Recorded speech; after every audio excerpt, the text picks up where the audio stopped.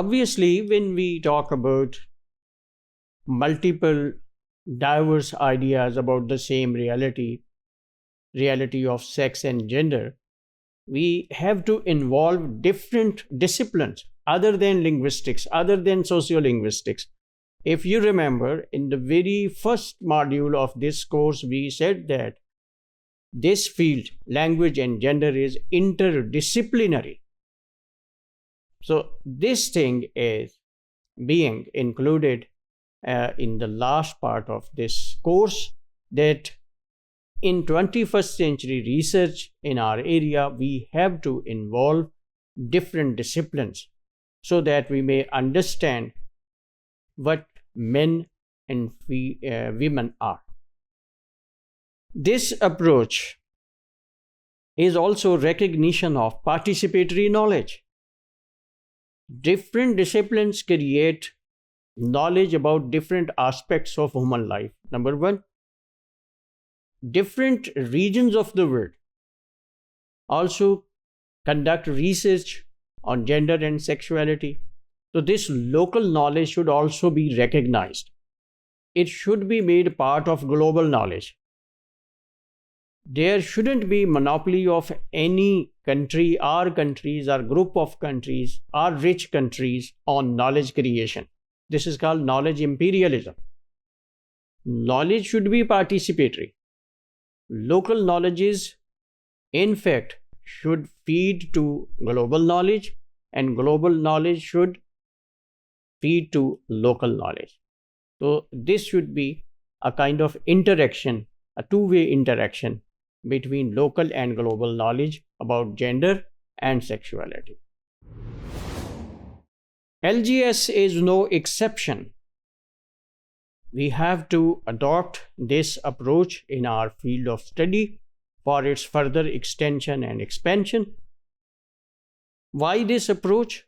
Cross-disciplinary approach and knowledge approach, knowledge expansion approach in our field should be adopted, because we want to study reality from all possible dimensions.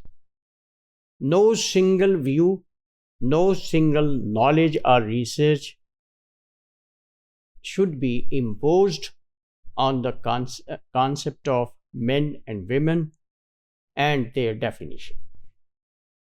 For example, we emphasized much on gender construction in Sea of Peace.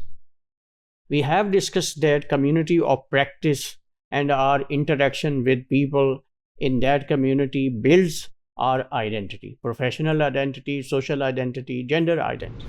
Okay, but still we face a question.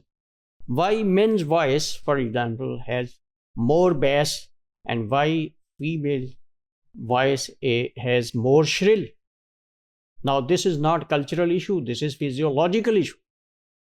So here, cultural part should be dealt with anthropology and physiological part should be dealt with physiological sciences, right?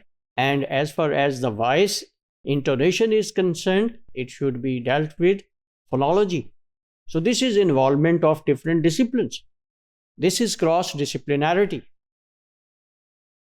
The collaboration of phonology, anthropology, and disciplines, other related disciplines, can help us to understand this complex phenomenon. Another problem is over-dependence on CA. Now, what is CA? Throughout our study in this course, we have talked about conversation analysis.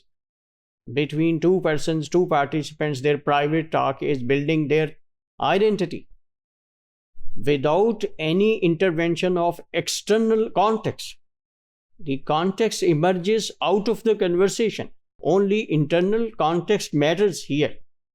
But when you exclude external context, so in other ways, you exclude a lot of things. You exclude history, you exclude norms, culture. How can you understand private talk without understanding external context? That definitely influences private talks. This is what we have discussed in our course as micro and macro level analysis of conversation. Future researchers will have to minimize this imbalance in conversation analysis to understand how gender identity and sexual identity is constructed.